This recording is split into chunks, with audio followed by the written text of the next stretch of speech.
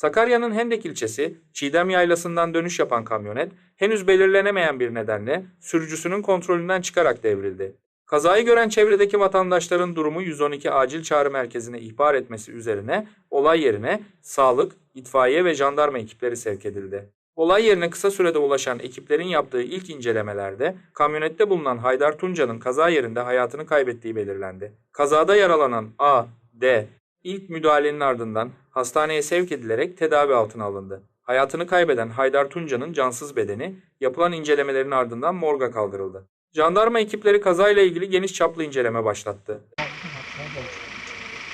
Bunu böyle dönebiliyoruz ya. Bunu işte böyle ama şey sinirlendim değil mi?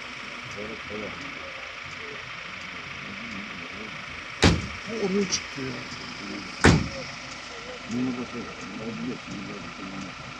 Bundan aşırı bir böyle fazla koymuş. Onları giydik sanırım. Işıklar koyup otururlar. Ne çözüm? Yok. Boş. Yani.